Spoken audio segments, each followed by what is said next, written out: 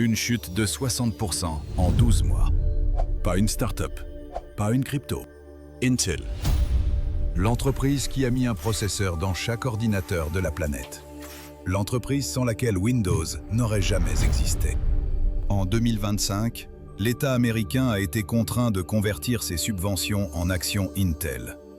Une prise de participation directe de 9,9% dans le capital. Le gouvernement des États-Unis est devenu actionnaire d'urgence d'Intel. Pas pour la gloire, pour éviter l'effondrement. Voici la question à laquelle vous n'avez pas la réponse. Comment l'entreprise qui fabriquait l'avenir a-t-elle fini par mendier à son pire ennemi le droit de produire ses propres puces? Comment une entreprise si puissante qu'on l'appelait Wintel s'est retrouvée à supplier TSMC, l'usine qu'elle méprisait, de la maintenir en vie? Ce n'est pas l'histoire d'une malchance. C'est l'histoire d'une arrogance organisée, d'une lente asphyxie, nanomètre par nanomètre. Et il y a une décision précise, prise dans une salle de réunion en Californie, qui a signé l'acte de mort. Pour comprendre la hauteur de la chute, il faut d'abord mesurer la hauteur du sommet.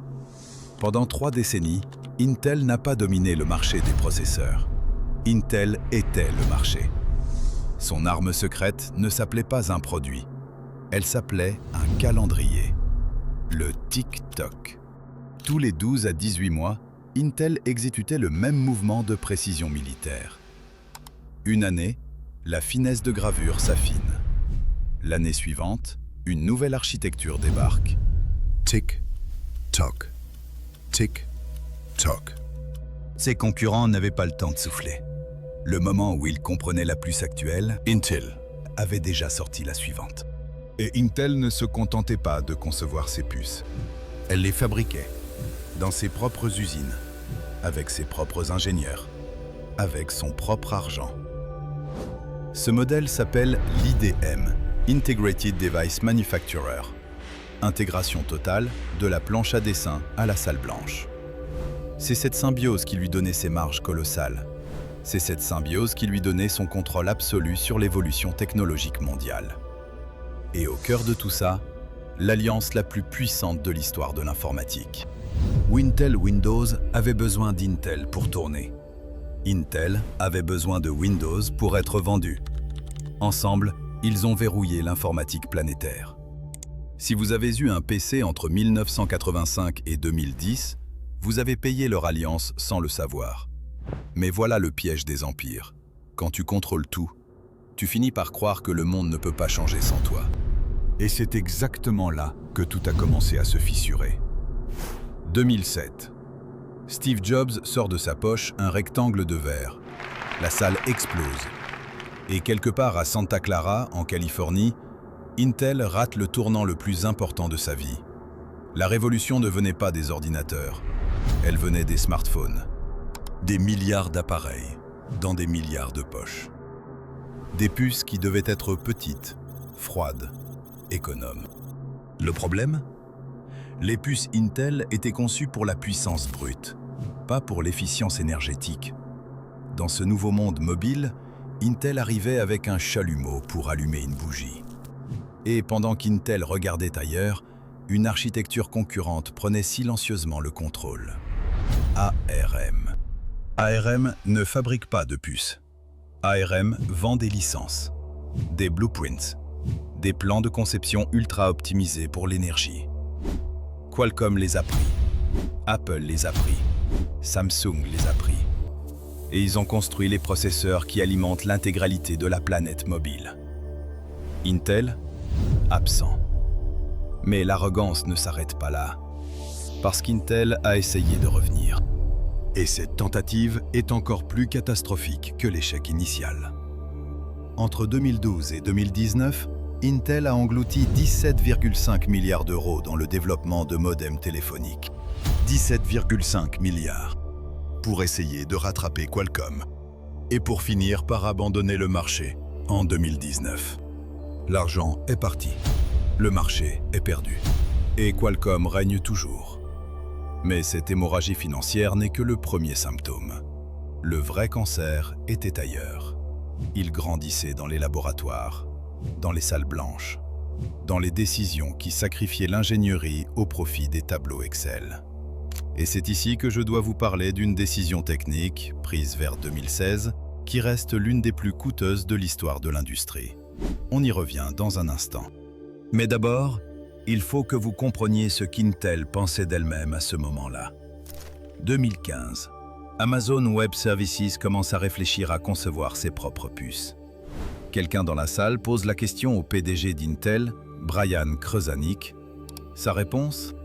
La conception de processeurs haute performance compétitifs nécessitait une expertise et une envergure que seul Intel possédait. Amazon a créé les puces Graviton, basées sur ARM. Aujourd'hui, elles alimentent une partie significative du cloud mondial. L'expertise qu'Intel croyait être la seule à posséder, Amazon l'a construite en quelques années. Voilà ce que l'arrogance fait à un empire. Elle le rend aveugle. Revenons à cette décision. Les 10 nanomètres. Pour comprendre ce qui s'est passé, il faut comprendre une chose fondamentale sur les semi-conducteurs. Dans une puce, tout est question de finesse de gravure. Plus les transistors sont petits, plus vous en faites tenir sur une surface donnée. Plus la puce est puissante, rapide, économe. La course au nanomètre, c'est la course à la survie. Et Intel a décidé, quelque part entre 2016 et 2018, de tricher avec ce calendrier. Au lieu d'adopter une technologie révolutionnaire pour passer aux 10 nanomètres, au lieu d'investir dans la lithographie ultraviolette extrême, EUV, Intel a choisi la voie du court terme. L'EUV coûtait cher, très cher. Donc Intel a dit non. Et à la place, elle a utilisé des techniques d'une complexité délirante. Quadruple exposition des plaques de silicium, utilisation de cobalt comme matériau de remplissage, des acrobaties d'ingénierie pour éviter d'investir dans l'outil qui résolvait le problème proprement. Résultat, un taux de défaut catastrophique. Des puces qui sortaient des salles blanches et qui ne fonctionnaient pas. Des rendements de production effondrés.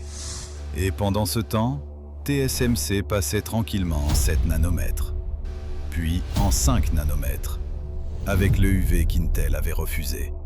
Le célèbre Tic-Toc, ce métronome qui avait écrasé toute concurrence pendant 30 ans, s'est arrêté. Remplacé par quoi? Par 5 années de 14 nanomètres. 5 ans.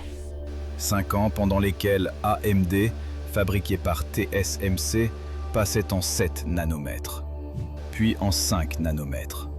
5 ans pendant lesquels les processeurs Intel devenaient plus chauds, moins efficaces, plus gourmands en énergie. Et 5 ans pendant lesquels un client très particulier perdait patience. Apple. La relation Intel-Apple, c'était une manne d'or. Des millions de MacBook, des millions de iMac. Chaque machine, une puce Intel à l'intérieur. Mais Apple a un principe simple. Si tu ne livres pas la performance promise, tu es remplacé. En 2020, Apple annonce la rupture totale.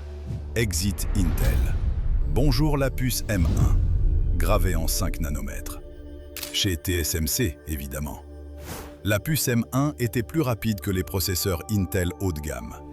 2 fois plus autonome en batterie, bien moins chaude, pour moitié moins cher à produire. Et quand le nouveau PDG Lip-Bu Tan a ouvert les livres de compte en 2023, il a découvert que la division fonderie d'Intel perdait 6,4 milliards d'euros par an. Pas par décennie, par an. Voici ce que la direction d'Intel avait créé. Un modèle industriel qui brûlait des milliards pour fabriquer des puces que personne ne voulait acheter. Et maintenant, il fallait payer l'addition. Août 2024. Pat Gelsinger, le PDG qui devait sauver Intel, convoque une conférence de presse. Le plan d'économie. 9,2 milliards d'euros à trouver. La méthode, 15 000 emplois supprimés. 15% de la main-d'œuvre mondiale d'Intel. Disparus en quelques semaines. Des ingénieurs, des chercheurs, des techniciens de salles blanches. Des gens qui avaient consacré leur carrière à construire les puces qui faisaient tourner le monde. Et en Europe, le projet d'usine Intel en Allemagne, censé être le pilier de la souveraineté industrielle européenne, a été repoussé. 2027. LEU Chips Act avait parié sur Intel pour ancrer la fabrication de semi-conducteurs en Europe. Ce pari est aujourd'hui suspendu.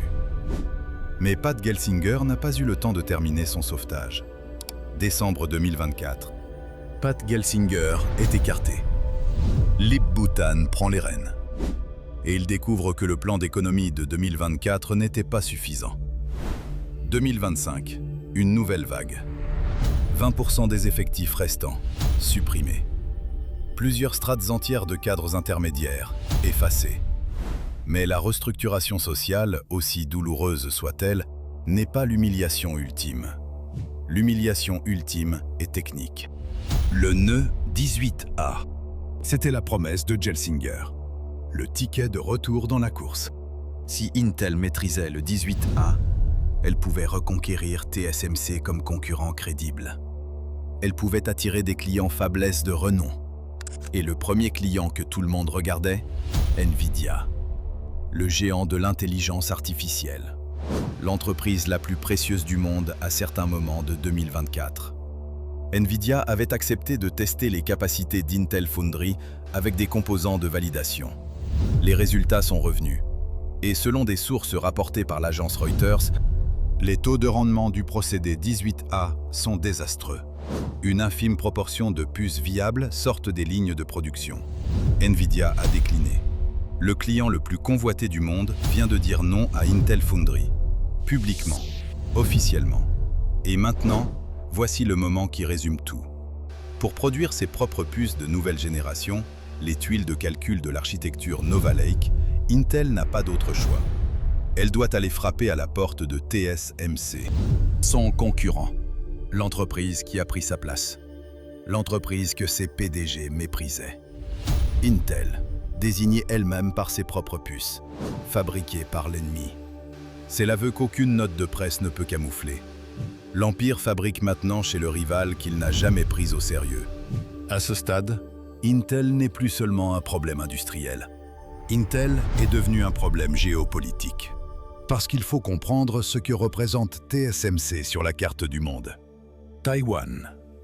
Un territoire que la Chine revendique. Une île sur laquelle repose 60% de la fabrication mondiale de semi-conducteurs avancés. Et les États-Unis viennent de comprendre quelque chose d'effrayant. Si Taïwan est envahi, si TSMC est coupé du monde occidental, les États-Unis n'ont aucune alternative domestique, sauf Intel. Une Intel en ruine. L'administration Biden-Harris a réagi par une loi, le Chips and Science Act, subvention massive pour rapatrier la fabrication de semi-conducteurs aux États-Unis. Pour Intel, jusqu'à 7,2 milliards d'euros de subventions directes, plus 10,1 milliards d'euros de prêts. Intel joue un rôle important dans la revitalisation de l'industrie américaine des semi-conducteurs. Les subventions n'ont pas arrêté l'hémorragie. Alors, en août 2025, sous l'administration Trump, quelque chose d'historique se produit. Le gouvernement américain convertit une partie de ses subventions en prise de participation directe. 9,9% du capital d'Intel. L'État américain, le temple du capitalisme libre, devient actionnaire d'urgence d'une entreprise privée. Howard Lutnick justifie l'intervention. Cette administration reste déterminée à renforcer la domination de notre pays dans l'intelligence artificielle, tout en renforçant notre sécurité nationale. Mais tout le monde n'applaudit pas. La sénatrice Elizabeth Warren monte au créneau. Elle dénonce un scandale. Intel est une entreprise en faillite. Après avoir passé des années à courir après des profits à court terme, le cours de l'action a chuté de 60% l'année dernière. Pourtant, le président a remis des milliards de dollars à Intel sans aucune condition significative. Voilà où nous en sommes. Une entreprise privée sauvée par des deniers publics. Une entreprise américaine dépendante d'usines taïwanaises. Un champion national incapable de fabriquer ses propres puces de pointe. L'histoire d'Intel n'est pas l'histoire d'une entreprise qui a mal tourné. C'est l'histoire d'un système qui a mangé ses propres créateurs. Intel a sacrifié ses ingénieurs sur l'autel des actionnaires. Intel a sacrifié sa vision long terme sur l'autel des marges trimestrielles. Intel a sacrifié sa souveraineté technologique sur l'autel de la réduction des coûts. Et le résultat est là. TSMC. L'usine que personne ne prenait au sérieux il y a 20 ans est aujourd'hui le maillon le plus stratégique de l'économie mondiale. Plus important que les banques, plus important que le pétrole. Un nanomètre de retard peut valoir des milliards, peut menacer la sécurité nationale d'un pays, peut faire tomber un empire. Intel n'est peut-être pas morte. Lip-Bhutan a peut-être les clés pour reconstruire. Le 18A peut peut-être être sauvé. Mais une chose est certaine, le monde ne sera plus jamais organisé autour d'un seul empire. Et les empires qui oublient ça finissent par en faire la démonstration.